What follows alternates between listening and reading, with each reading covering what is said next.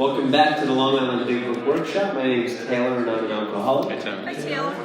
Could we please have a moment of silence followed by a serenity prayer?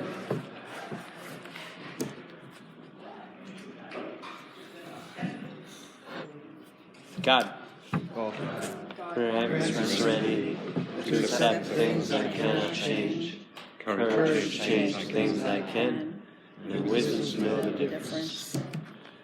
The purpose of this workshop is for AA members to share their experience on 5 topics: surrender, forgive, amend, change, and serve. It is open to anyone interested, but please respect the anonymity of anyone else attending and do not disclose anyone else's attendance without their permission or convey content linked to the identity of the speaker.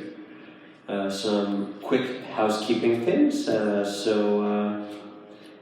As you're all familiar by now, I hope, this is our last session, and if needed, the restrooms are over there. Beverages are right behind us in that room. We got coffee, we got tea. I think we're out of water bottles, but there's water sources around the facility. Soda, some light desserts. Also, we are going to be going to the airport diner afterwards for anybody who would like to attend. It's in Bohemia. Just if you're going to attend, you need directions, please let me know. And also, please confirm with me if you plan on attending so that we can have a head count. Anybody is welcome. We'd absolutely love to spend time with each and every one of you. We have a pack of readings available online. And to kick us off, here is a reading for this session on the topic of serve.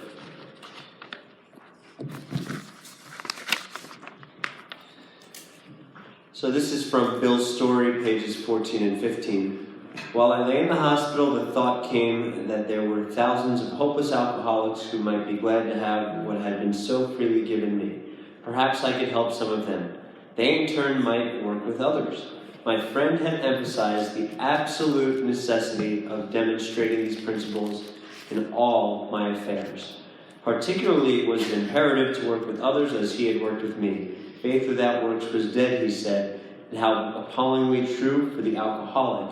For if an alcoholic failed to perfect and enlarge his spiritual life through work and self-sacrifice for others, he could not survive the certain trials and low spots ahead. If he did not work, he would surely drink again, and if he drank, he would surely die. Then faith would be dead indeed. With us, it is just like that. My wife and I abandoned ourselves with enthusiasm to the idea of helping other alcoholics to a solution of their problems. It was fortunate for my old business associates remained skeptical for a year and a half, during which I found little work. I was not too well at the time and was plagued by waves of self-pity and resentment. This sometimes nearly drove me back to drink, but I soon found that when all other measures failed, work with another alcoholic would save the day. Many times I have gone to my old hospital in despair. On talking to a man there, I'd be amazingly lifted up and set on my feet. It is a design for a living that works in rough going.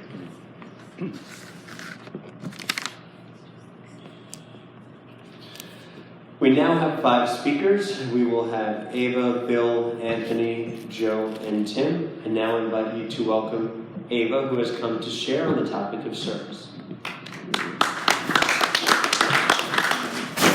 Hi, everybody. I'm Ava, and I'm an alcoholic. Hey, Ava. It's been an honor and a privilege to serve on this panel the past 2 days, so thank you for inviting me.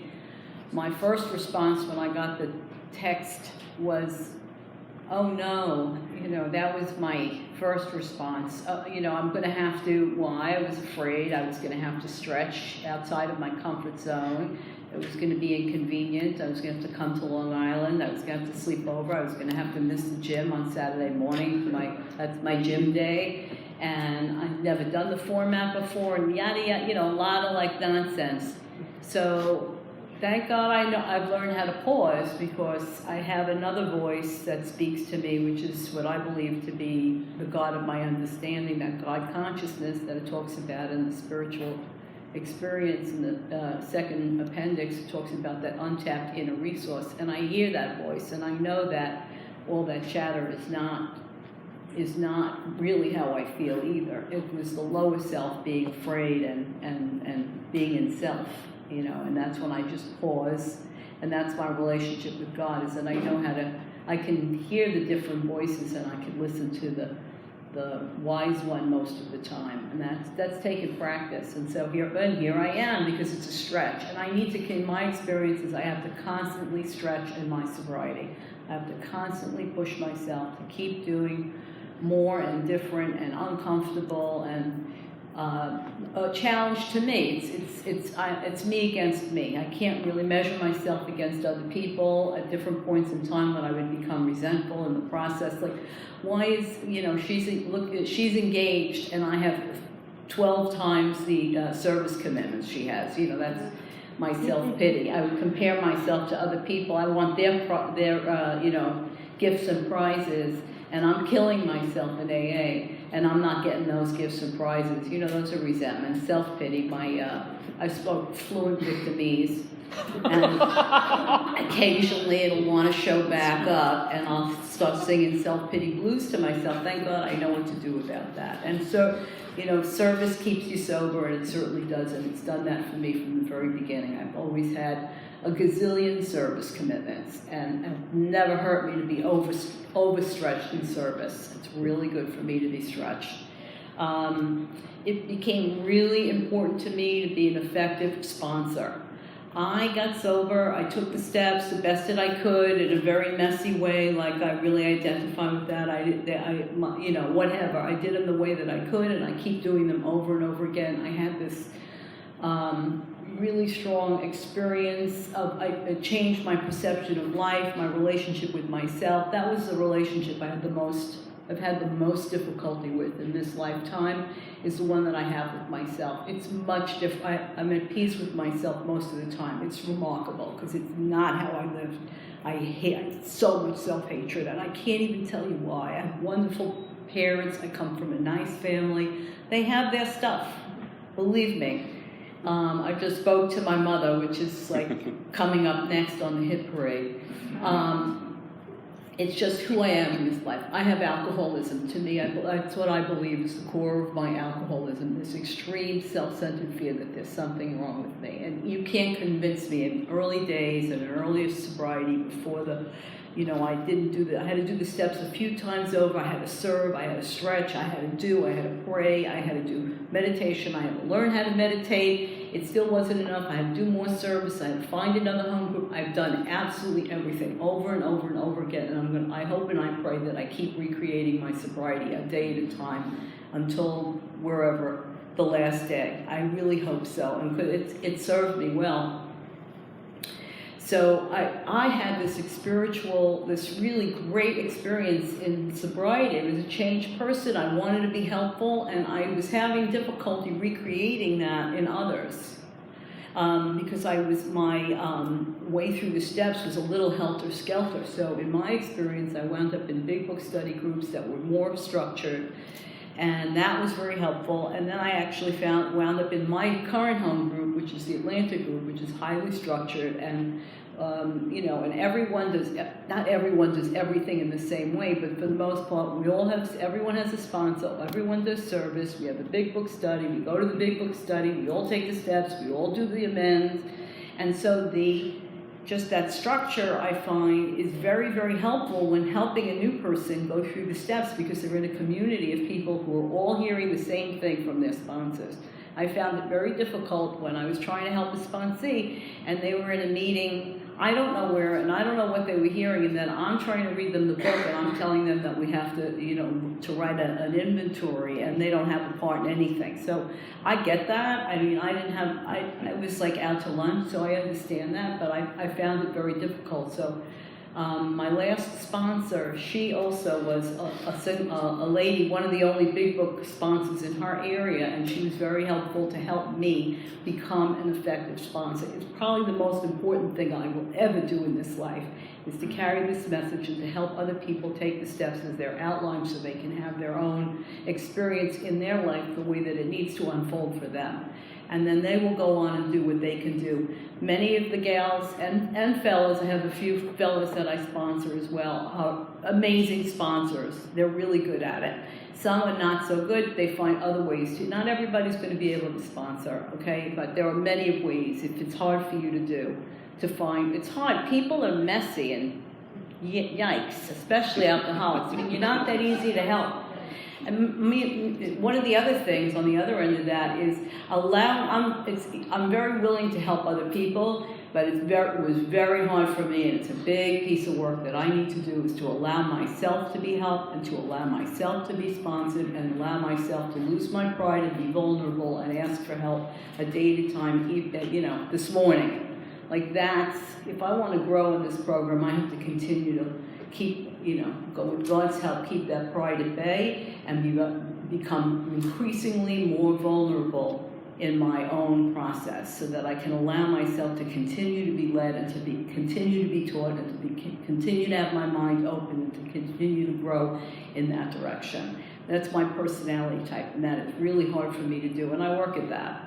So for me to help others was, I wanted to sponsor on the first day of AA, and so, I was carrying, I don't know what I was doing, I was carrying the mess to the message, and it kept me sober, and it was unbelievable. I mean, take a meeting to a detox, it will definitely light you up. It lit me up, and there's nothing like that. And working with others in the steps is just unbelievable. I mean, I have a gal that different people, most of the latest sponsee trail with me are people who've been sober for a long time, and they're about to, if they had a gun, they would eat their gun. They don't have a gun, but, they're just ready to, jump off of a roof because they have alcoholism. The illness doesn't go away. They might not pick up a drink, but it gets the self-centeredness, and it's like the alien. It clamps down on your head. You can't get out of your way. And this one gal, I'm telling you, she's on fire in her life because she's doing these contrary actions with God's help, and she's a completely changed woman in her business life, and she's applying the principles in her business life, and it's amazing to see.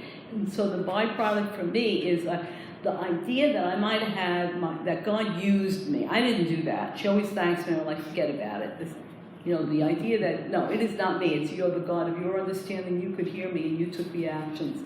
That God used me to help this woman to move in the direction where she needs to be. Have been a part of that is an honor in this life. It's just, I can't describe the experience. It has to be done. You need to do it. It's like trying to describe pistachio. You can't describe pistachio. People have to have the pistachio, and then they'll know. So the whole encouragement about alcohol, sobriety is experiential. The steps are experiential. God is an experience. AA is an experience. Freedom is an experience. It's a spiritual experience. It's an experience. It's not it's not like an activity.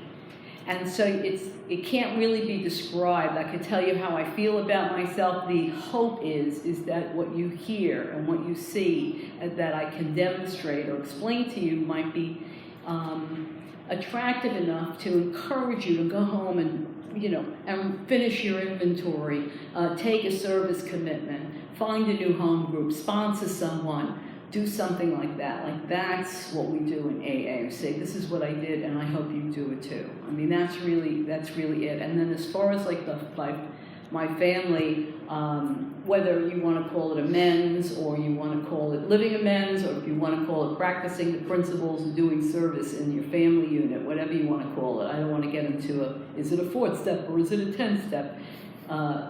Let's not split hairs on the vocabulary, because we could go down that trail and miss the whole point. In my family of origin, my parents they've always had my back. Of course, I couldn't see that because I couldn't really see the truth about my family. I was so wrapped up in self. I could only see what they didn't do, what they couldn't do. It's like. That is the nature of my self-centeredness and how it looked in my family life. But truth be told, my parents always supported me. They've always had my back, and they still have my back today in whatever way that they're available to have my back. And in their senior life, I've been afforded the opportunity to show up and be a sober daughter and to support my parents. And over the last 12 years that, that they've needed me, I go every weekend, and I don't share this so that you can hold the parade, although you can have a parade for me if you'd like. And I spend one of my weekend days with them, and we do all the tasks that they need to do and all that stuff. And we have a really good time. So part of my, AA taught me how to do that. AA taught me how to show up for a service commitment, whether I'm in the mood or not. I am not ruled by how I feel about anything. What a relief. What a freedom. I don't have to like it, I just have to do it. And I have power to help me show up and do stuff, including sometimes when my mother is working my last nerve. And I have access, and that's my challenge. What's the challenge in my sobriety life today is to access and to practice a patience that I was not born with the level of patience that I have had access to and I can demonstrate. And it is a byproduct of the 12 steps of AA and the love and the tolerance that you people have shown me and taught me how to show other people. And I can have a lot of patience for my mother. I mean, I always tell everyone, if my mother was a sponsee, I would have had to let her go. Why do today what you could put off until eternity? That's the lady that I'm dealing with. It's unbelievable. And that's just because she is. And my father he's hysterical. I mean, they're adorable. And I'll show you pictures after the meeting and we go to movies and stuff. But it's not, I make it look easy. It is not easy. And so what's important is what I do and how I behave, and that I have this inner life that helps me access the girl who I wanted to be. And of course, it should be me who is the daughter that cares for them. I was the one that made the most trouble in their younger life. I do have two sisters. One is not as involved, thank God. She's not she has a different way of thinking and doing things, but that's okay. So I'm grateful that she's not involved. The other sister, who is close to them and who is involved to some degree, has two teenage children, and they need a lot of attention because they're teenagers. When I'm in fit spiritual condition, I see it that way. When I get selfish, I fall into my selfishness and I'm like, am I the only one doing anything around here? I know I'm about to die. I can't afford that kind of thinking, but AA has taught me that, there's your first bing, suddenly. That's how my mind works, and so AA says, I know how to handle that. It's to recognize I'm in self, I need power, I need help, because I want to show up. You taught me how to do that. Thank you.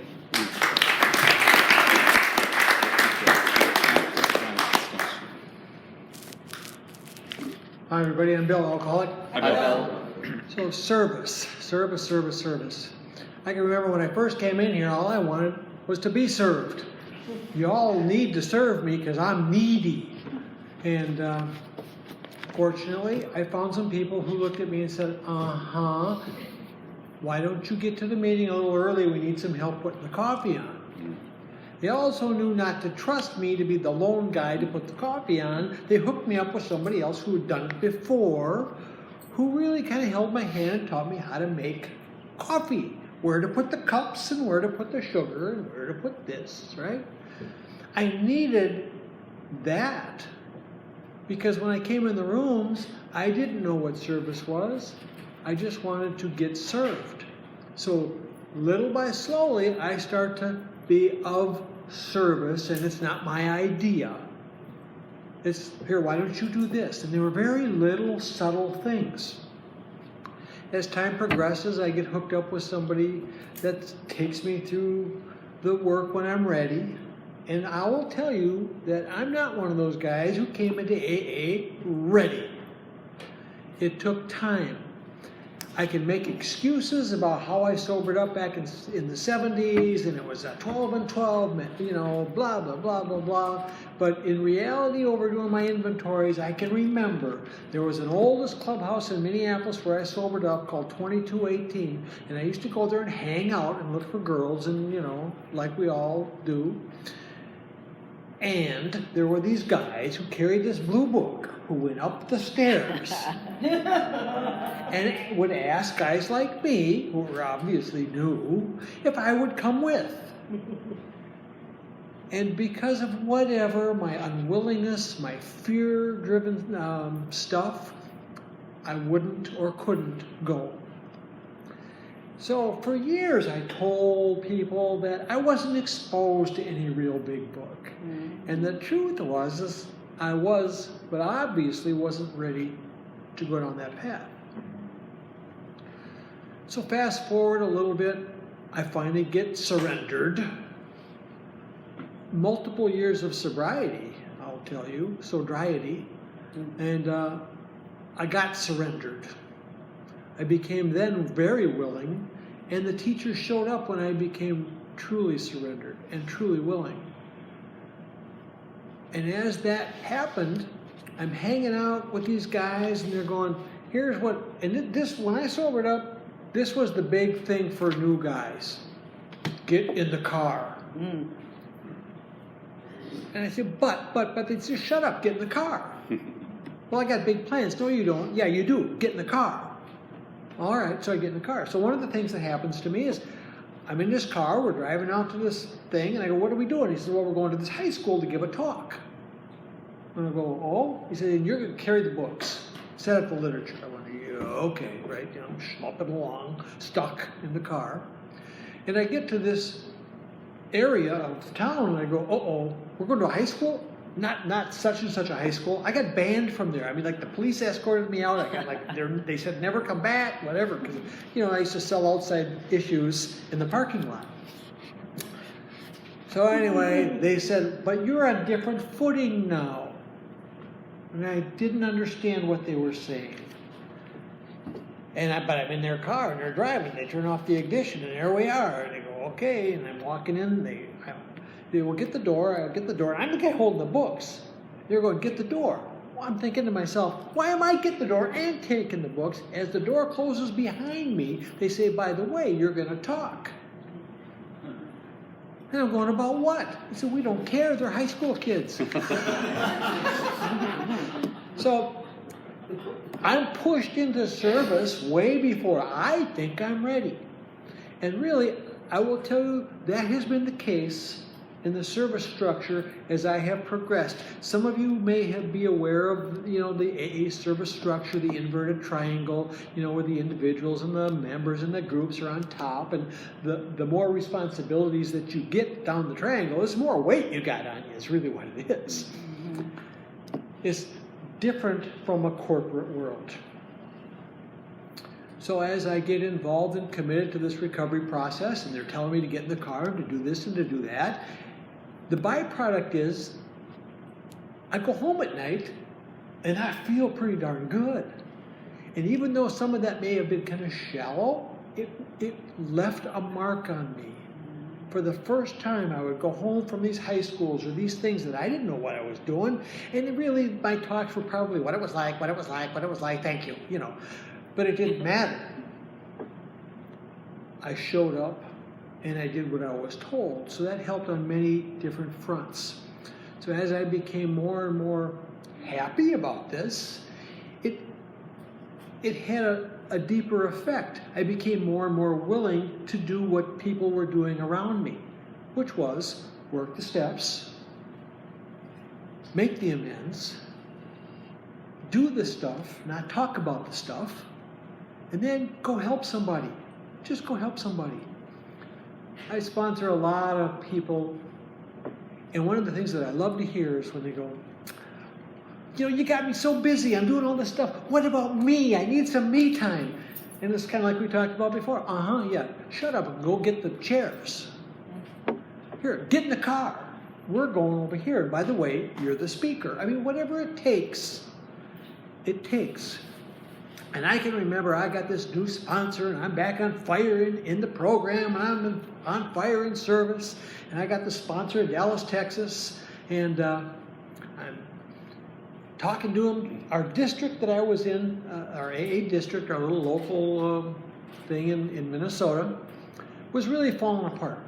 The current DCM had been drinking. Secretly, of course, but I had been told of the secret.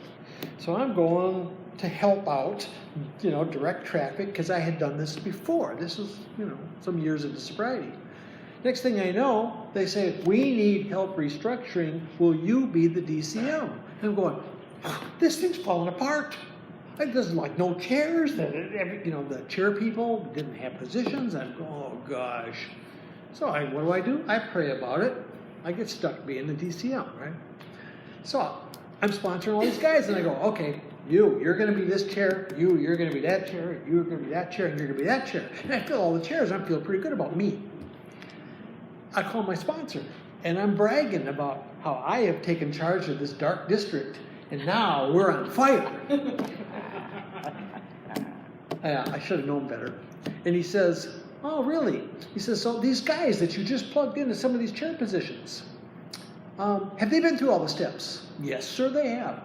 So, have they sponsored people and taken them through all the steps? No. Big pause on the other end of the line. Big pause. He says, the first time and the only time I ever heard him swear at me, he says, you got no GD right to play God in this arena and to put these people who are not ready in a service position to do what is going to possibly be detrimental to their life. Whoa, I thought I'm doing a good thing here, being of service. He was absolutely right. I was putting people who were not ready into a position that they probably couldn't or wouldn't do and would run off. And we've all seen this, I think. So I learned another lesson about service. A, I'm not in charge. And B, sometimes an empty chair or an empty spot is what is required for someone else to step up. It's very important lessons if you're in general service. So as I roll through some general service opportunities and I get to be helpful and I get to be friends with some of these delegates and some of these trustees and stuff, I start to see that they're the ones, when we go to these assemblies and there's 2 microphones on the floor, one guy, they're the ones who seem to show up and have this voice of reason that seem to go, uh-huh. And then when they're called on, they just tame down the lions in like a sentence or 2, and then they just sit there. And I so looked at them and I thought, how do they get like that? Not unlike when I came into AA and I see that these people were like me, they're not like that now. What they do, I think I want to do that, right? So I start to get interested in this different way of living, which is really a similar way of living. It's just an extension of how can I be accepting, kind, and loving, and an agent for change? How can I be helpful? So the mantra that I have been handed, that I still carry, is how can I be most helpful right here, right now? How can I be most helpful right here, right now? 2 hours? How can I be most helpful right here, right now? And as I roll through life with that in mind and carry it into service, it's an incredible feeling. We talk about working these 12 steps. I will tell you that some of the people that I work with, where I see them really come alive and awake, A, is when they're in service, and B, I take them through, we go through the traditions. And we go through that traditions checklist, and it cements their recovery process. They're involved and committed to their home group. They have a job in AA. They're sponsoring. They're on fire. And I get a call from a guy that I just took through the work, and he's involved and committed into service, and he says, I got a guy. What do I do? So the last thing that I want to say here is 67 times, I believe, in our basic text, including the doctor's opinion, it talks about working with others being the answer. Here's what it says, chapter 7. I'll just read 2 paragraphs and I'll be done. Please listen with open ears. Practical experience shows that nothing will so much ensure immunity from drinking as intensive work with other alcoholics. It works when other activities fail. This is our 12th suggestion. Carry this message to other alcoholics. You can help when no one else can. You can secure their confidence when others fail. Remember, they are very ill. Life will take on new meaning to watch people recover, to see them help others, to watch loneliness vanish, to see a fellowship grow up about you, to have a host of friends. This is an experience you must not miss. We know you will not want to miss it. Frequent contact with newcomers and with each other is the bright spot of our lives. That has saved my life. Being of service and being involved and committed to this 12 steps, 12 traditions, and 12 concepts of service is what I live for today. My heart beats full with love. People come to me and ask me, will you take me through the concepts? Okay, right? I've learned to just say okay. And I've done it many times with many different people, from many different lands even. It's an incredible process that works when I work it. Not unlike the steps, right? I work the steps, I'm not gonna commit suicide. We work the traditions, this homicide things kind of taming down, and we work the concepts, and the genocide ideas off the table. And it's really helped me. Thank you.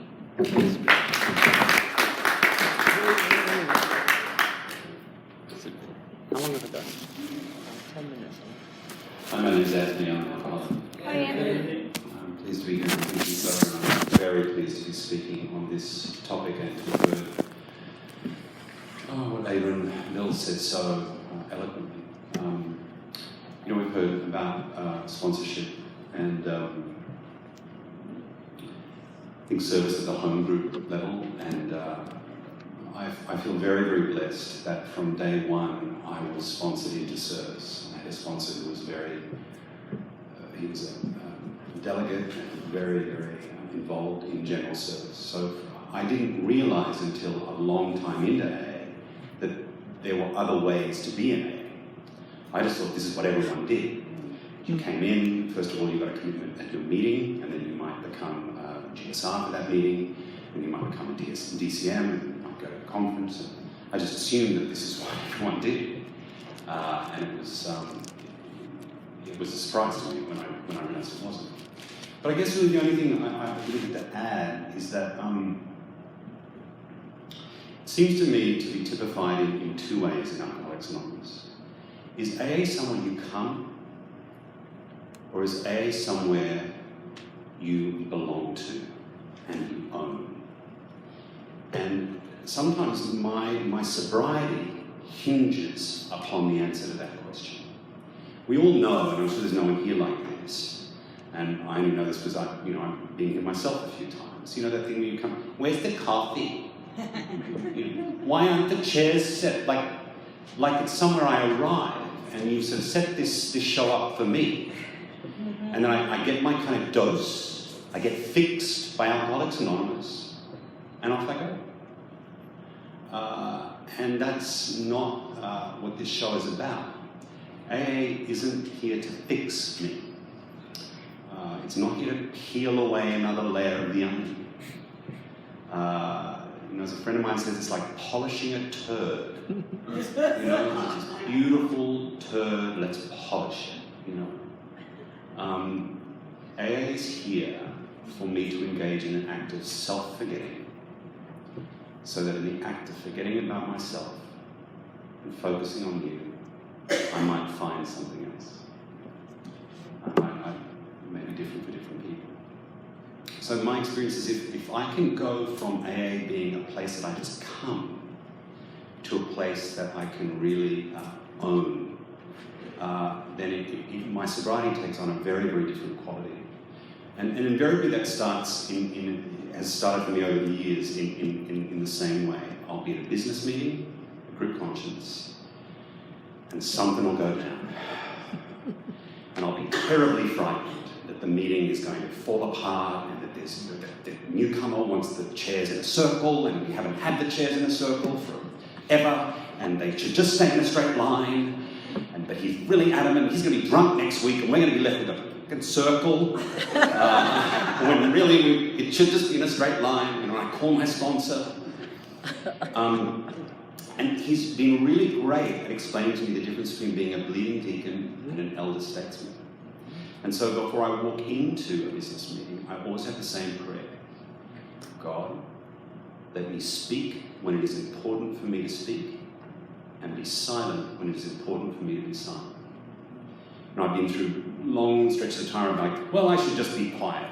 So I call my sponsor saying, so this happened at the group conscience, and I decided to just be quiet. And he's like, well, you're an idiot.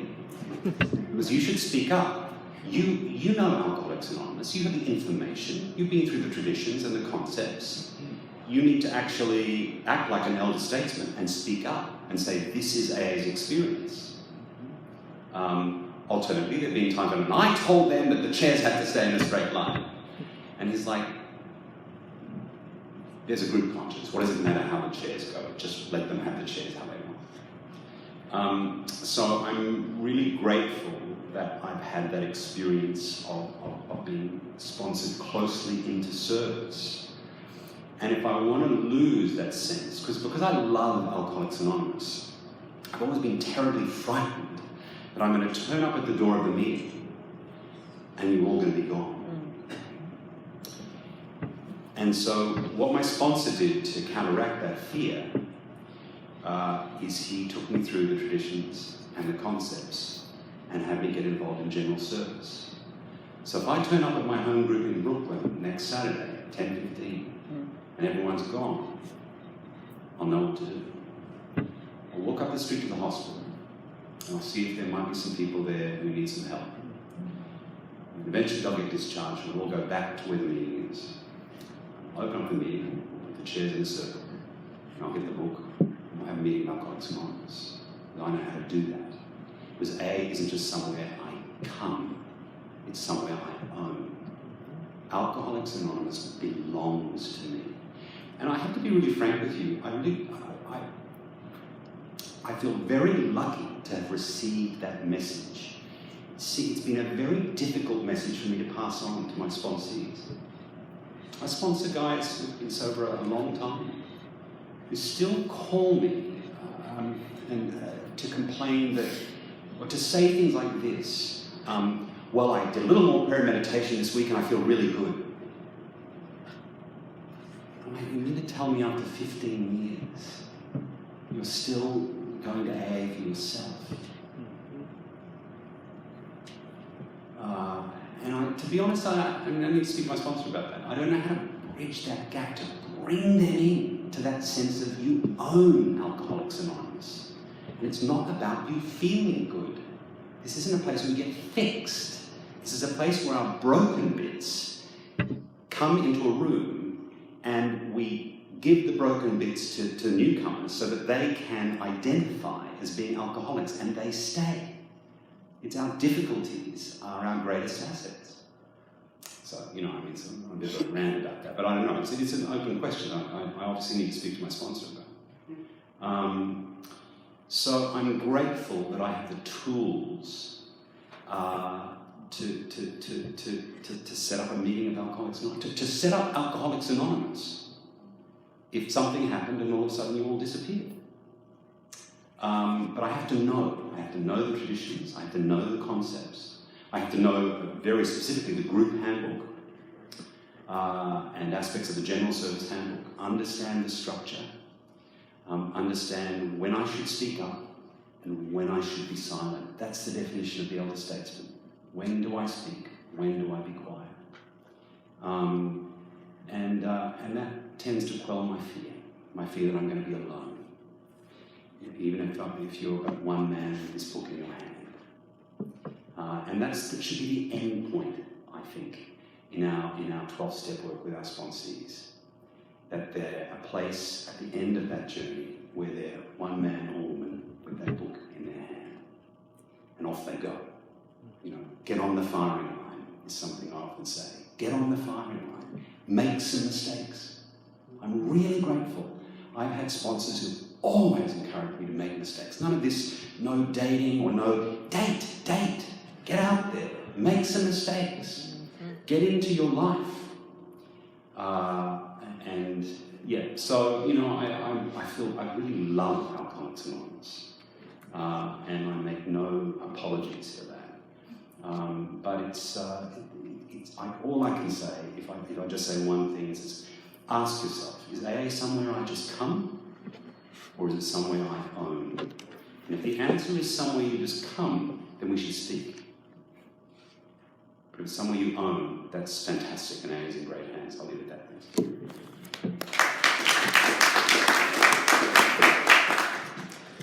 Thanks. I'm an alcoholic.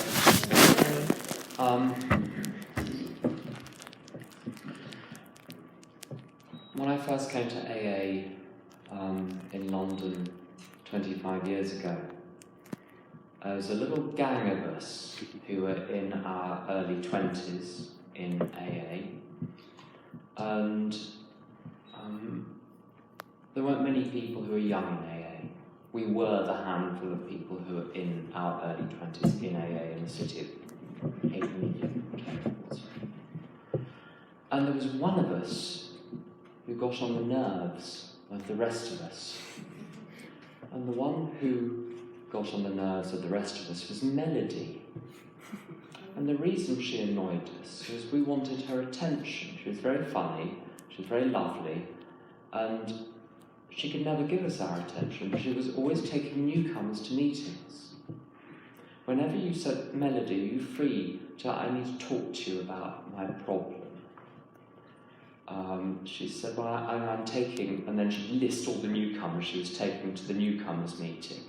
And wherever you saw her, there was this little crowd of newcomers around her, like little ducklings. And we were all neurotic and self-obsessed. And she was as happy as anything. I want to be Melody. That's who I want to be.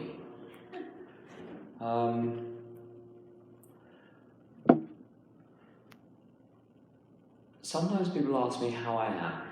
How's life that's the phrase. How's life treating you? I don't care. The point about step 3 is it is not my life. And you say that to people and they look very upset at the suggestion that their life is not theirs anymore. Well, what do you think step 3 means? Make a decision to turn your will and your life over to God. I've been in AA 10 years and I'm proposing to you the idea that it's not your life anymore, and now you're looking shocked. The reason I made that decision was because the way I was living did not work. And the way I was living was the way I was taught to live, I believe, by Western civilization. Materialism, so if I get all of my ducks in a row out there, I'll be alright.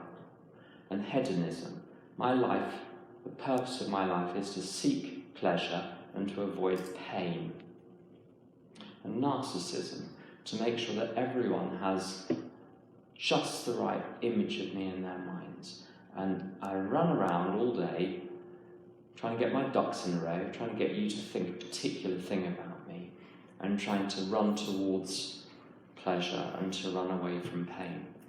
And now there's no point in telling people this doesn't work. If you're anything like me, you have to live it for a few years or maybe decades, fall flat on your face, or embarrassingly discover you have exactly the same problem as the rest of humanity, which is this does not work. Because as soon as my happiness is based on something outside of me, which I cannot directly control, I'm going to be frightened.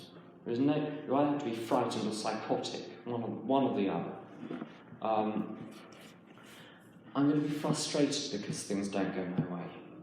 And then those rare moments when you get precisely what you asked for, and 5 minutes later the cold wind starts blowing and you realise you wasted 10 years of your life to achieve something which has done precisely nothing for you. And there is a little moment of despair, and in the moment of despair, one of two things happens. Either the ego presses the delete button on the whole insight that the system does not work, that you're stuck in the matrix, or once in a while you think there must be a different way. And the ego pressed the delete button repeatedly, and I was back at square one with a new blueprint for exactly how I'm going to sort my life out. That way of living doesn't work. That's the basis of my step 3. Something in me died when I took step 3. and everything now is gravy. Everything. Well, in fact, I shouldn't be alive, but I am. So I wanted.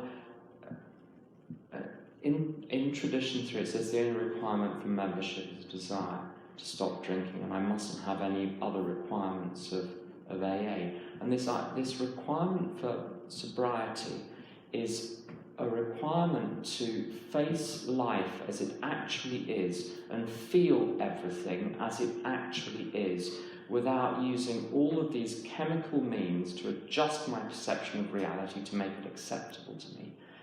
And what it means is that it doesn't matter, as Anthony says, it doesn't matter if I'm happy or not. In fact, as I am happy, but that's not the point. As there have been times, many years later, when I was desperately unhappy for a while, for a few weeks, for a few months on one occasion. And I've had to ask myself, do I want a life, what would I prefer? Let's say there are 2 options. Option number 1, I can have a life where I'm comfortable, but there is no point, there's no purpose, so that I'm not leaving anything behind, I'm not creating anything, I'm not fulfilling anything, but I'm comfortable, I'm happy, everything's nice. Or option number 2, I can live a life which is worthwhile, and it's going to be painful and challenging and difficult. And I've made the decision, I want a life that is worthwhile, and I don't care if it's difficult. And you look at the great people of history, most of them have had the most terrible lives, but that wonderful line, I think it's in Fred's story, where it says, I wouldn't exchange the worst moments today for the best moments before. I would rather have a life which is difficult, but one which is worthwhile, than one where I'm comfortable, but it's based on materialism and narcissism and hedonism. And what that means is I have to, rather than going to me or to my ego or to whatever image you want for the devil, to go to God and say, what do you want me to do? And the trick, when God says to you, you're supposed to do something, I mean, you test it against spiritual principles, you consult with others, I consult with some of the people in here.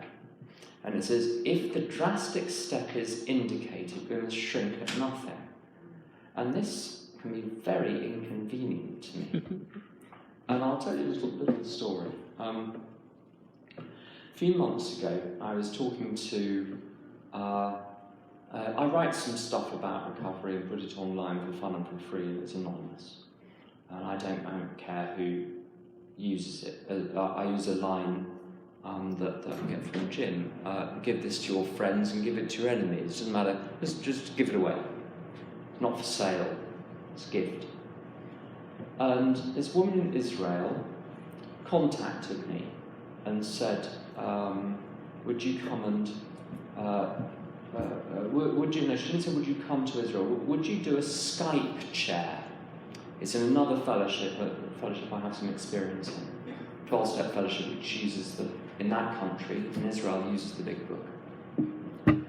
And she said, would you do a Skype chair? And I've done Skype chairs, I've seen Skype chairs, and I don't connect over Skype. They're okay, but I don't connect, and they're really hard to do. You can't feel what's going on in the room. So I said, I don't believe in that. I mean, I could come. The thought occurred to me. See, thoughts used to occur to me, and I'd go and have a drink. Now thoughts occur, and the thought occurred to me, why not go to Israel? I thought it was a ridiculous idea. But I thought, again, I said to my higher power, what do you think? And I said, well, I've got a little money saved, I've got some time I can take off work. And she said, I can't pay expenses, right? I know, it's fine. So I said, I'll do it. Completely ridiculous thing to do, makes no sense at all, but the drastic step was indicated. Why do I have a job which gives me money? So it's not for me. Maybe the reason I have a job where I earn a little bit of money is that when someone says, would you come and help us, I can say yes, and there's nothing standing in my way, and it makes no sense. So I went, and through word of mouth, I talked to some other people in some other fellowships I've got contacts with, and I spent the whole time sharing the sort of stuff we've been sharing. Every day now, I've got to know a lot of people, and most days I had to speak to 7, 8, 9 people in Israel, most of whom are sponsoring 10, 20 people and starting to hold big book workshops. And that little thought, I don't know where it's going to go over time, but I've learnt just to say yes. And the reason I'm sitting here today, I was coming back from a conference, coming back to London from a conference in Arizona, and it's a long flight, and I was still awake, and everyone else was asleep. And I thought, we're being taught to pray. So I said to my higher power, any ideas? And the most ridiculous idea occurred to me. I mean, I live in London. Why should I be called upon to try and organise something in Long Island? Now, there are connections here and there are reasons. It's not completely random. But here we are. So I don't know what's going to come of this, but I'm glad I listened to that voice and didn't do something else instead. So that's all I've got. Thank you.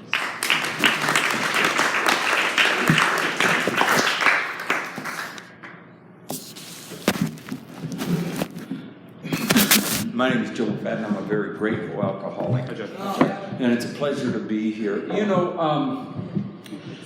all of AA's 12 steps asks us to take actions that go contrary to our emotional desires. They all deflate our ego. The ego only has one job, and that's to separate you from 3 things. You from me, and you from yourself. And in that toolbox, it only has one tool, and that is fear. And the chief activator of my defects of character is primarily self-centered fear, that I will not get what I want, or I'll lose something I feel I already have. Now, this contrary actions taking actions that go contrary to my emotional desires, I cannot tell you. My comfort zone is staying at home, and I will not repeat to you, staying at home doing what? I'm an isolator. I don't like being around people, even though I'm outgoing. I'd rather be at home I live on top of a mountain. I'd rather be there and never talk to anybody and pray. And I would just rather be doing that.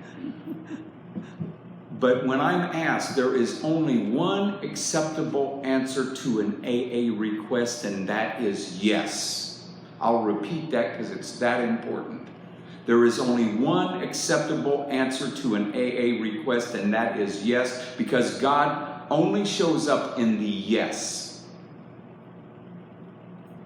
I've got a sleeping dog of alcoholism in a cage.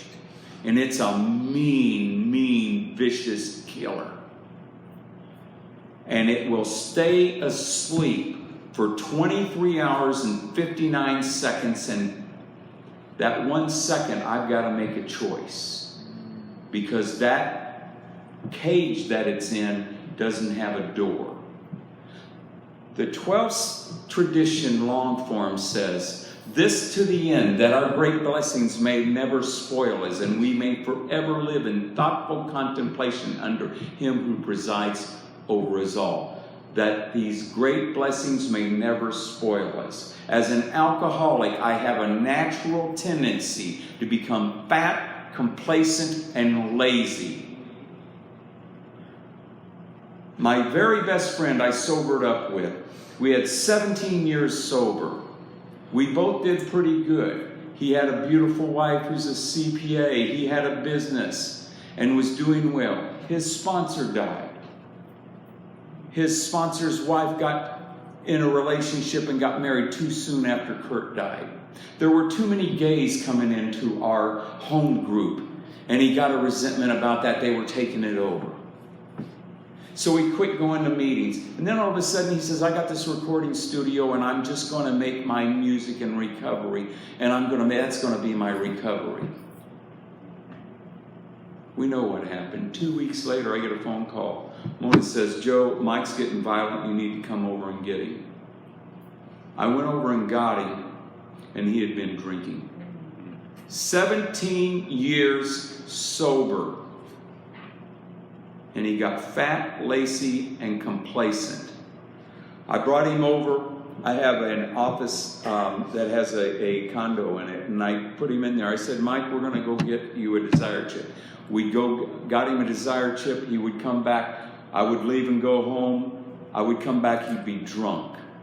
I went over to the gas station next door, and they said he was panhandling and he stole some. We know he's a friend of yours and what you're trying to do, and I paid him the money. And I said, look, Mike, I got to go speak out of town. When I get back Monday, where I've got that of you stealing, I'm going to take you and I'm going to put you in jail, and you'll sober up and detox in jail, because the city fathers over there are in AA too.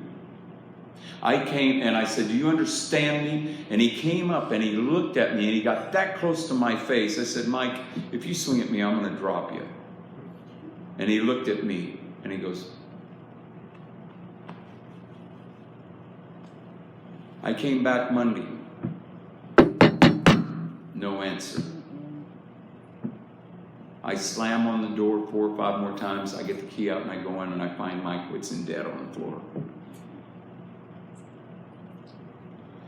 One of the things I did before I left that Friday to go out of town to speak at an AA convention, I said, Mike, what happened? I remember us going on golf trips, and at night you would get in bed. Before you got on bed, you'd get on your knees and you pray. First thing in the morning, you'd get up and pray. What happened? He goes, I stopped doing that. And I must tell you this, the most sincere form of prayer is action. From an outsider looking at you, by the way your feet are moving, what are you praying for in your life? One of the things, he stopped doing that. One of the things that had the most biggest effect on me in my recovery was a lady named Alabama Crothers sponsored Marie Stinner. And Marie Stinner I loved her. And she spoke and she says, listen, the band's getting ready, the dinner's on, I know we're tired, we've had a whole weekend. You remember Marie?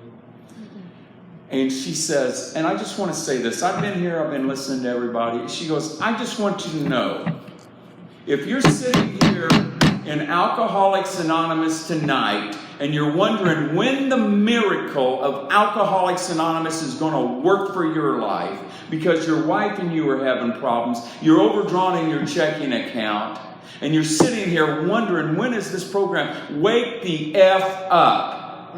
There's somebody here tonight in America that's going to loop their belt, tie it in a knot, close the door, stand on a chair and kick the store out. And they are going to die. There's another person who's going to slit their wrist or their throat. Another person is going to drive off into an embankment. Another person is going to take handfuls of pills. And not only are they going to lose their life, but a mother and father is going to lose their child. A child is going to lose their parent. Wake up. You're sober. Those people never hear the message of Alcoholics Anonymous inside of this room tonight. Wake the F up. And she didn't leave well enough alone. And she goes in another thing. I've seen a bunch of old-timers here that wouldn't know a 12-step call if it bit you in the ass. She goes, if you're not sponsoring, if you don't have the home group, if you've been given the gift of sobriety and you aren't taking other people through the work and getting them so that they can go out there and have a life, I wouldn't piss on you if you were on fire. Thank you very much. And she sat down. Chris Raymer loves it when I tell it story. But it woke me up.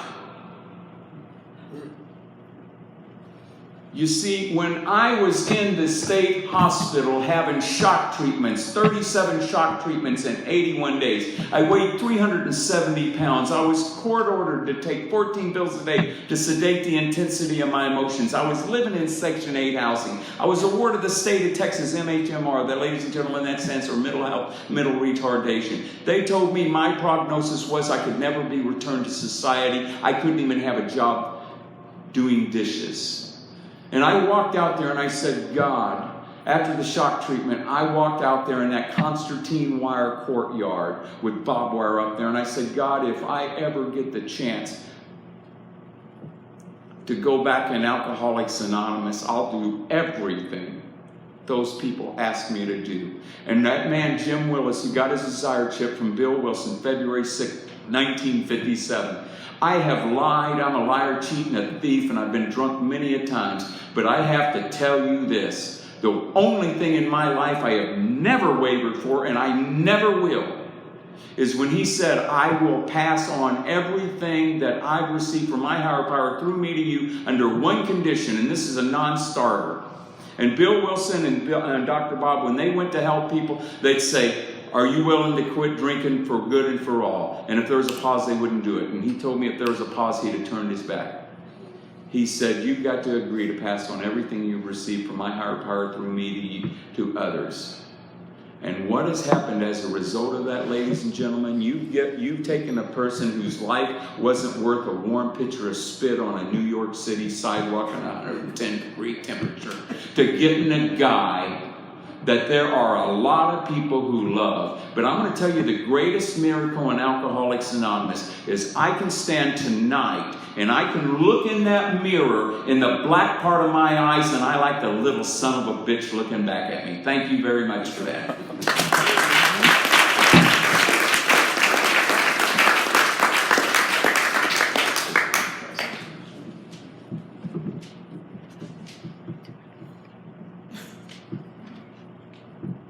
This is all tangled up.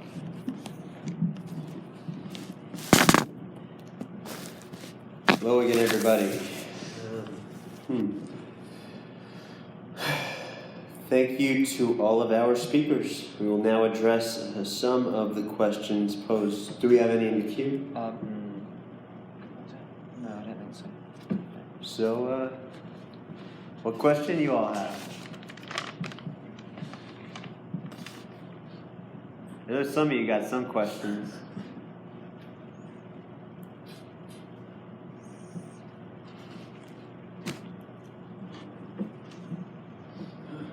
Yeah, I'm Mark, alcoholic. Hey, Mark. Thank you all for your service. When a person approaches me and they say they want to have me show them, and I start going to meetings with them, and I start telling them assignments, and then they go back out and they text me, I'm still hurting. I say, well, come back to the meeting. How many times do I keep asking them how they're doing, knowing that do I keep proposing them to come back, or do I let it go? After I tried, and they didn't want to hear the message, they still have to suffer a little more. You know, the pain has to get more, like it got for me. The pain surpassed the fear of change. I was in more pain than I was in fear. Do I wait for that, or do I reach out to this person again after a week or 2 or 3 or 4 or a month? I'm Bill, alcoholic. So we have evidence in our big book that the founding members reached out repeatedly to those who were struggling. I take my marching orders from God and from maybe that piece of experience. So as I filter this through, and it happens, right? It does happen. The biggest question that I ask myself, that I've been told to ask, is, am I doing more for their recovery than they are? And if I am, I need to look at that and most likely stop it. I was just approached by a guy last week who said, you know, will you sponsor me? He's at the local halfway house. And I said, well, I tell you what, I'm kind of busy right now. He says, no, it's got to be you. I said, well, all right then. Here's what I will ask of you. I will ask of you to do some certain things, and we talked about that. And then I said, and I want to tell you something, that you're going to do this under the direction, this is what we do, not what I do, and you are going to do this for somebody else. In the meantime, you need to hook up with this guy. He's going to be here for the next week when I'm gone, and hook up with this guy because he's going to give you a big book, right? I am not responsible for their sobriety. And what I told him before I left is, I will walk shoulder to shoulder with you as long as you take the responsibility for your recovery. Now that all sounds good, and it is good, and I mean it. What happens when they worm their way in after a little while, and they're a piece of my heart, right? And they make this call one more time. Do I turn my back on this person by some tough AA rhetoric? Or Or do I turn to this higher power and say, what do I do? I have turned many times, and I have gone. There's a guy in Arizona I took to detox. I can't count the amount of times. And I've gone to his place when people around me in AA said, do not go there. He's beyond help. Let him crash. Let him fall.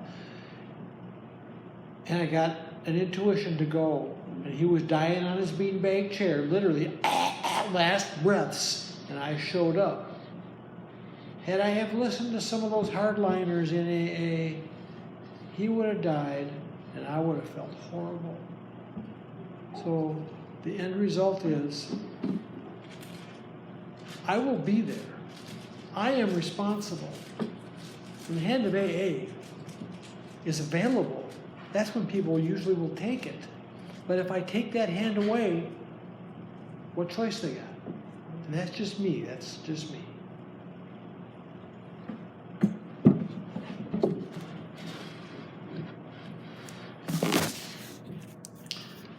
I get to sponsor a lot of slippers and crazy people because I was a slipper and a crazy person. And when I was very new in AA, I used to cause trouble in meetings. They used to have to hold group conscience meetings about my behaviour. And if I didn't think the meeting was entertaining me enough, I would entertain myself by whipping up a panic attack within me and running out of the room. And I can't tell you the delicious feeling when sympathetic alcoholics would run after me out of the room, giving me more attention when I was behaving badly than when I was behaving myself. And that behaviour stopped on my part when people stopped following me out. And I retain sympathy for the spirit trapped inside the person, but I'm not going to dance the dance.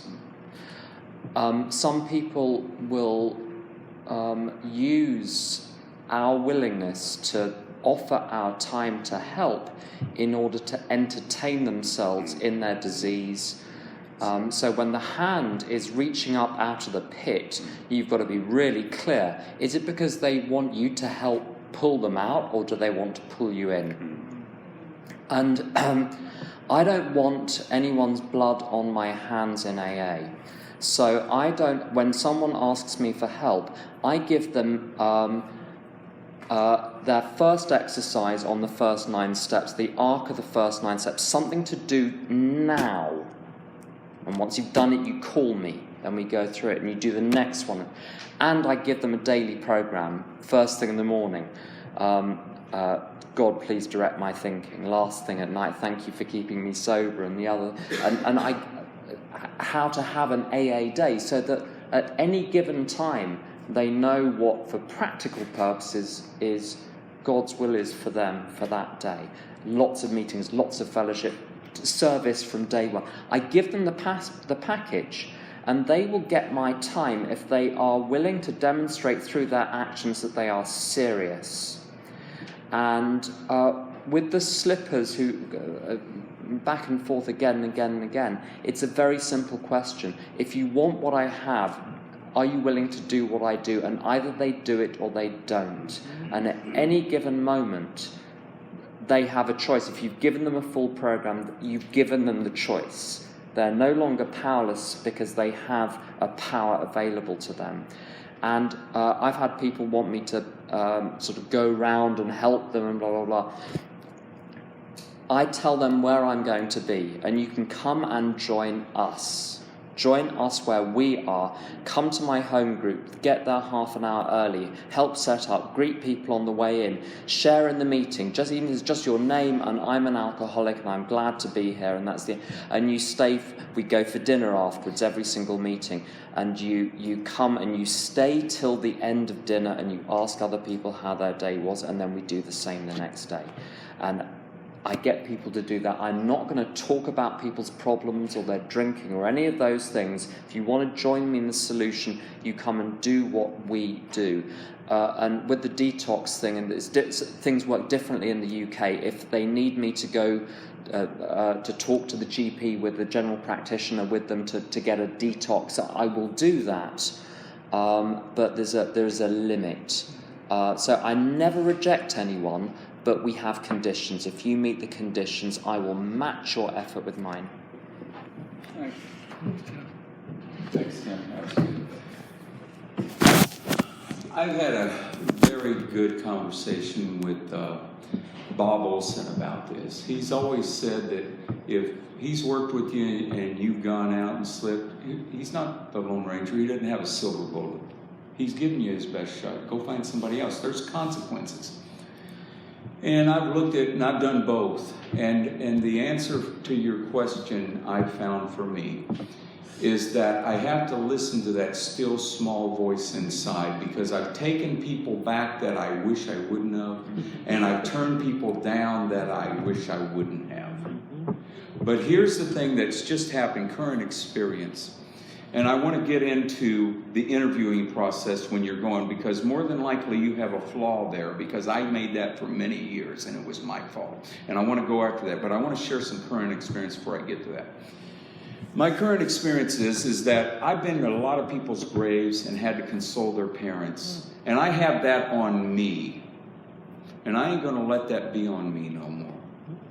When I'm talking to you, this is life or death. And if it's not life or death with you, well, you're not of my ilk, and I'm not going to work with you. Where it says on page 28, we seek recovery with all the desperation of that of a drowning man. Now, if I'm drowning and there's a life preserver there, I'm going after it.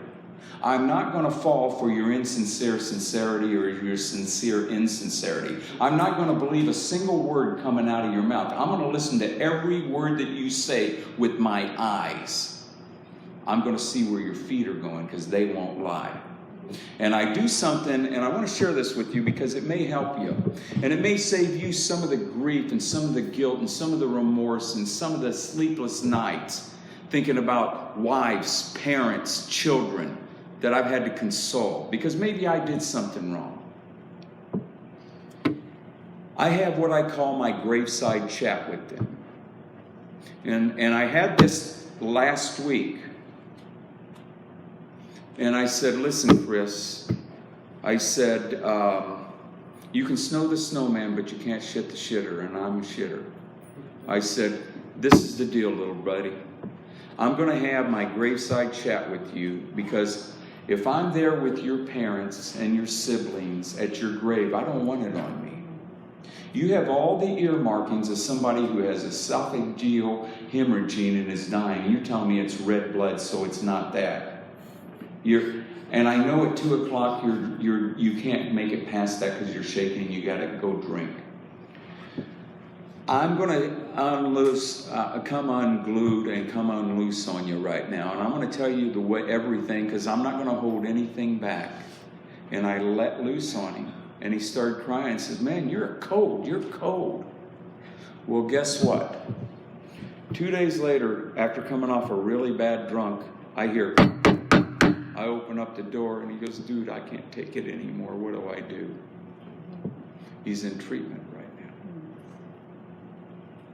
And you see, after a lot of stuff and experience, you have that graveside chat. It throws cold water on them, and you're not buying into that crap that they want you to get you to. Where you're buying it. You've got to, it seems like we don't care. The solution is only in the solution, never in the problem. We can't get down on their level. They have to come to our level. You're just watering weeds when you get down there. Now, here was the flaw that I had in this, is when I interviewed these people, I need to know, are you an alcoholic? Well, how do you know? Are you an alcoholic who's powerless over drugs, or are you a drug addict who's powerless over alcohol? How do you know? And I say, okay, here's what I got and here's what I do. If you want to do that, I will work with you. I'm going to want you to call me every morning. I'm going to want you to call every day. And I have them with litter mates. And the litter mates, like dogs, you get puppies, you get them, and they're litter mates. And 9 times out of 10, all day long, they talk to three of the litter mates together, and they're, he really thinks he knows everything. I can't stand him. He thinks he's fucking God. All this stuff, which is perfect. That's what you want. And then all of a sudden they start going to meetings. Then they go on 12-step calls together and everything. And I have litter mates and they get involved. And then I want them to read the big book. I want them to go to meetings.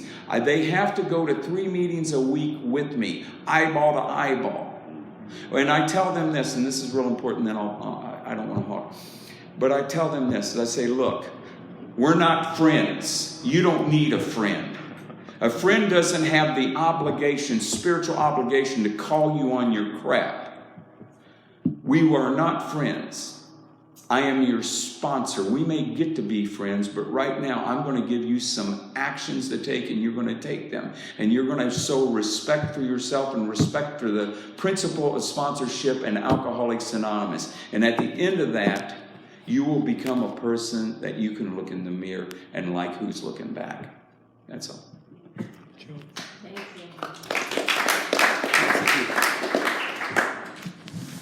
Thank you. You got it? I just wanted to make one point really quickly, this thing sort of partially alluded to, is that don't forget that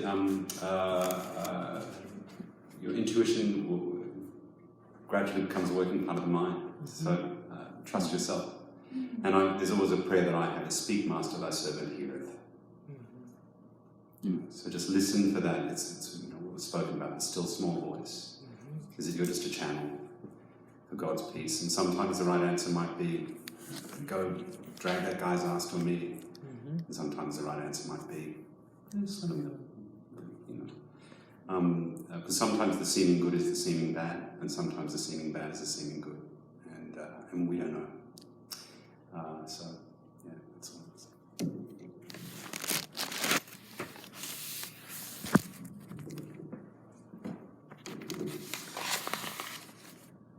My experience has been when I like the questioning yourself. It's a God consciousness, so I applaud that. And any effort I've ever put in to help others, even if it seems like it's going nowhere, the person that's reaped the benefit of that effort has been me, because that's my 12th step and I need to do it. And the more I turn myself into a pretzel in that effort to try and be helpful, if it's the right thing to do, the benefit that I get is immeasurable. A thread of thought that came up is, what about when you have a sponsee who's doing everything and then suddenly they start to drop off and they start fading away, or they do this, that, or the other thing, they're not working their program.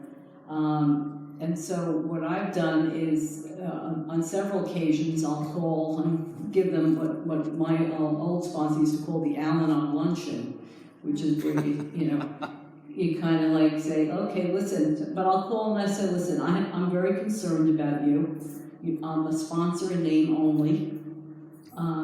This isn't going to, I'm concerned that it's not going to end well. No criticism, I'm not like punishing them. I just want to call their attention. Maybe they don't realize how far they've slipped away. Such is the nature of alcoholism. The problem goes below the horizon. It's no longer in the field of vision, and people can't even see what's going on. And I call up, and I'm a sponsor in name only. There are certain things that I know that need to occur. I just want to bring it to your attention. I love you and I care about you, and I would be remiss in my duty as a sponsor if I didn't highlight these things that I see.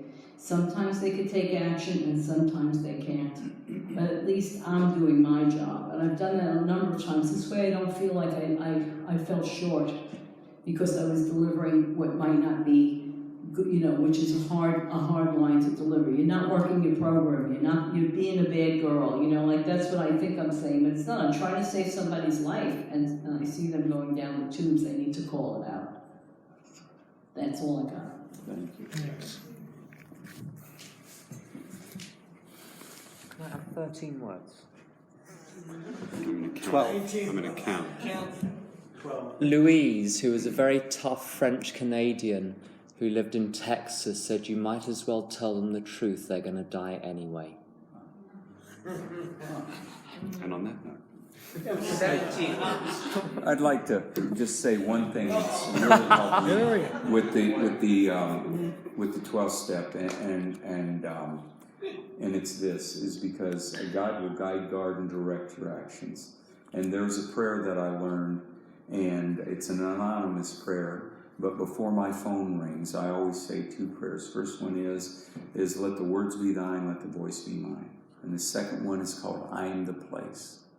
And it's a simple prayer, and it's very powerful. And it's, I am the place where God shines through. He and I are one, not two. I need not worry, fret, or plan. He wants me where and as I am.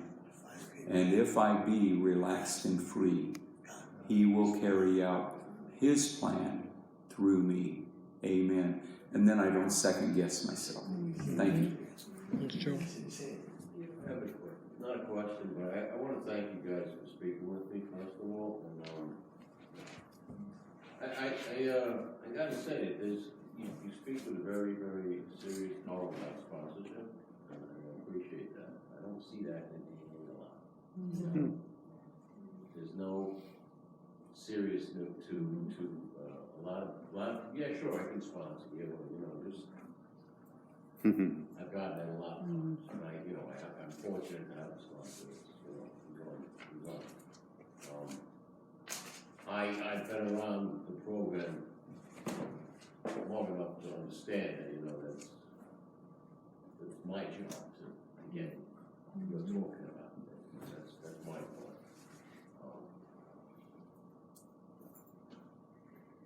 I'm just trying to say that, I don't see it a lot there, it's not as prevalent as, and as far as, people doing 12 and 12, sponsorships for that, how do you feel about that? Can I say I something? know this whole thing was about people. Repeat the question for them. The question is about sponsoring people through the 12 and 12 and how we might feel about that. And this is simply my personal experience. The 12 and 12 is a set of essays, all written, 16 years after the book. And Bill was receiving a lot of spiritual direction during that time from a Jesuit. So a lot of the principles of the 12 and 12 were shot through with Jesuit spirituality, Jesuit principles. But I think some of the essays are beautiful. The 12th step particularly paints a picture of the most, if you're ever flagging in your spirits, read the 12th step and the 12 and 12. It paints a picture of the sort of life you might live, which is so moving. The 7th step on humility, amazing. The 4th step is like, it's crazy. It's like, it's the 7 deadly sins. I mean, my head explodes when I read it. This is just me, right? So, not so much the 12 and 12. But as a text for later, for spiritual reflection, beautiful stuff. But I'm just, it's the instruction manual is the instruction manual. We'll start with that. Okay, you said it. All right. So, thank you so much. This group of us came out from the Bronx. This was a blessing. Well, one of the things that you guys said, I'm not sponsoring anyone now.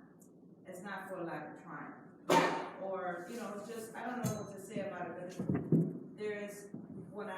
when I was a newcomer, and everybody, and this happens in our community, there's a newcomer, and everybody swarms down on them. And it's like, I remember that being overwhelming. So I like to give people their space, and sometimes they go with another sponsor. When you're in that state where, I do service, I do that, but I'm not sponsoring anyone. I feel like I'm serving, but maybe I'm not, because I'm not taking someone else to the 12 steps. And you made a very good comment about, like right now, my sponsor just broke up with me, because she couldn't sponsor. She said she couldn't, she was in a state she can't sponsor. So I'm without a sponsor now, and it's true. It's not, you know, my therapist says, well, keep looking for someone who has what you have. And it's not that easy, because there's a lot of women, who are sponsoring a lot of women, and they don't have the bandwidth. So what do you do with that? Like, you know, thank God, I have a couple of 24s under my belt, and I have a fabulous therapist who's in the rooms. But I know I need a sponsor. And right now, what's keeping me afloat is my fellowship for my friends who are sober. You know, the fact that I try to do service, something happened in a meeting and they kicked my ass, and they said, because I said life sucked, and they said, no, basically you suck. Like you said, it was like, get off your ass, do what you know. So I started, I started going to more meetings and everything. But, this whole process for me now is like, okay, now I don't have a sponsor. I want to work the steps again, or I want to do something. And it's a very great, like, I feel like I'm okay, but I don't want to wait until I'm at the end of the okay. Does that make sense? Mm-hmm. Like, and it's difficult. It's difficult to go up to someone. I prefer your tactic. A nice interview, because my profession is very straight. Interview me, do I pass? Okay, next. But it's not that way. It's not that easy, because a lot of people talk the talk, but they don't walk the walk. So, yeah, I would love to see what you guys think of a situation like that. So the question is, you're not sponsored, I don't have a sponsee, and now I don't have a sponsor. Right. What do you suggest we do? Well,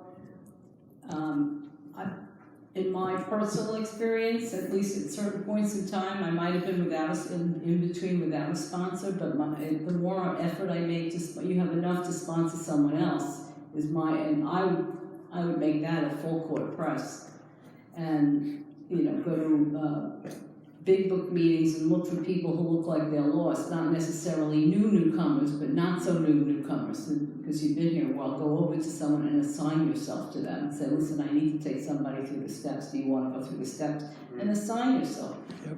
And be a little bold about it. And you know what will probably happen is a sponsor will magically appear. And also, I did much better. I did the steps, I worked them several times, but my experience has been that the more effort I put into taking other people through the steps, did my step work then really gel. And then I understood what I needed to do next, because as I was trying to help you, I got a whole level of awareness that I couldn't get if I was staring at my belly button. So I'm not saying that I'm trying to deflect, but what happens is I find myself in the people in AA, especially in the sponsees, and also in the other people that I get a chance to help. I'm a closed-mouth friend in my home group. I'm the resident long-timer. If people have problems with their sponsors or with their friends in the home group, they come to me and we untangle them. I love that job, by the way. It's just you get all the fun and none of the long-term trauma, but it's actually wonderful. What do people do when they run into a snag? If people would get unsnagged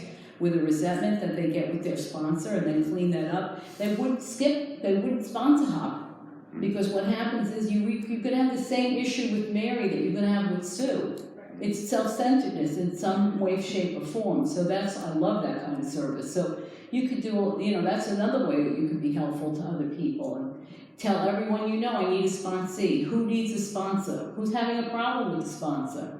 Who needs a sponsor? And get sponsees. And the sponsees will then open that up. That's what I would do.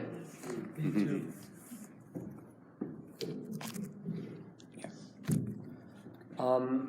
In my home group, at the end of the meeting, we ask for anyone who's willing to offer sponsorship to put their hands up. And at my home group, sometimes there are 70 people there, 40 people will put their hands up and be available for sponsorship, half of them men and half of them women. If you're looking for a sponsor, you need to find a group in your city where people do that. Maybe 1 in 100 groups will be that serious about sponsorship. You might have to travel. Maureen, a wonderful woman that helped me many years ago, she lived in South London and would travel to beyond North London, 3 hours there, 3 hours back every Tuesday, because it was the strongest meeting she knew. So if you want to find the best people, I'm really entitled. And that's a horrible defect, except when it comes to your recovery. I'm entitled to the best recovery that I can possibly get, and I will find the best meeting in the city and place myself in the middle of it and say, I need help. But my sponsees who go to that group will never find a sponsee in that group, because as you say, new person comes in, 30 people launch on them. I go to the sickest meeting I can find, where no one has heard of the big book, no one has heard of God, and you quietly sit there as someone who is cheerful. They've never seen someone who's cheerful before. And you don't try and sponsor them, you make friends with them, and then eventually they'll ask you, how are you doing that? So gently, gently catch your monkey. That's what we do.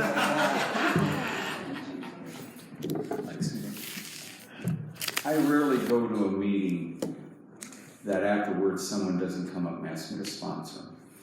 And I've got sponsees who say the same thing, and I will give them their numbers. If I needed alcohol or drugs, I would find out how to get it. And the alcohol and drug of sobriety is the newcomer.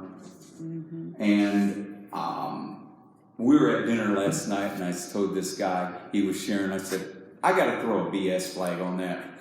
I will go out there and I'll get me a newcomer because my life depends on it. And I got to tell you, I am the world's greatest 12-stepper. I have a 1,000 batting average. There's been people in Alcoholics Anonymous who has been as good of a 12-stepper, no one's been better. I have stayed sober on every 12-step and every person I've sponsored. That's the bottom line. Okay, up the back, down the back. There's a lady.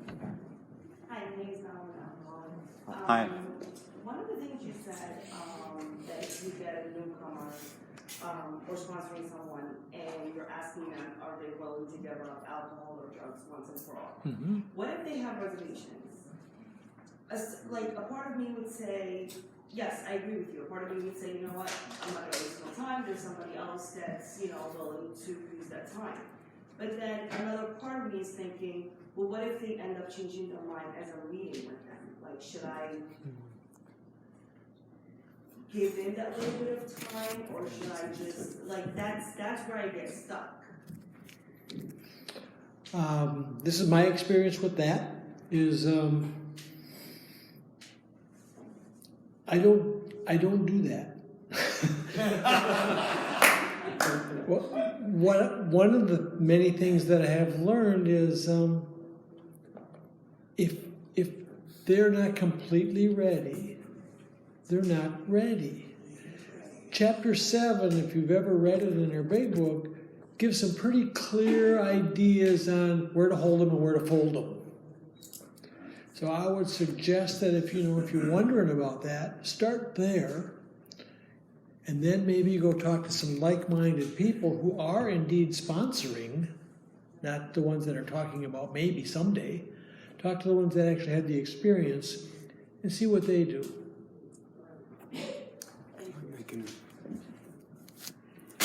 Just a small addition to that is one of the things that I found useful is sometimes we have to deepen their dilemma. And one of the ways I've found that can be useful is in a very gentle way. Say, I get it, you're not sure whether or not you... Why don't you just come to a few meetings of Alcoholics Anonymous? So maybe do 10 meetings. Don't stand up and say you're an alcoholic unless you feel moved to do so. Maybe you're not. And maybe you still want to drink. But why don't you come to some meetings, you may hear some things which are useful. And you may find it helpful. And then you're more than welcome to stay or leave. But I found offering a suggestion of around about 10 meetings is a good way of just introducing people to AA, and also they'll hear more stories. And they may find that they become more alcoholic. And they may find that they then develop the desire not to go out and drink. So that yeah.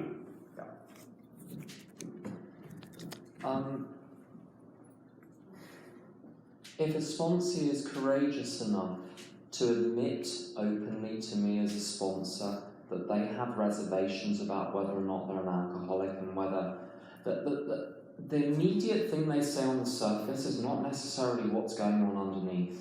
Sometimes when they say, I'm not willing to stay sober forever, maybe they're frightened of staying sober forever because they've been suicidal for the last 20 years, and the thought of spending the next 60 years suicidal yet sober terrifies them. I want to get behind the question. Almost no one says what they actually mean, and sometimes it takes a while. You have to have a little bit of patience. Sometimes people have genuine worries, reservations, questions. They're genuinely engaging with this, which is why they have a reservation. They've really been thinking about it. They're not just someone that said, you can't work with someone that just says yes to everything. And you can't work with someone that just says no to everything. Someone that says sometimes yes, sometimes no. You've got someone that's actually asking themselves questions. But there comes a point when you realise that these are not genuine questions, this is just the ego throwing up roadblocks. You know, when someone is being chased in a film and they pull furniture down to stop the person chasing them, getting to them, that's what it's like with some people's questions. Just you answer one question, they come up with another one. You answer a question, they come, and it's just a game. But it takes a while to work out whether those are genuine questions from the spirit of the person or whether it's just the ego throwing up roadblocks.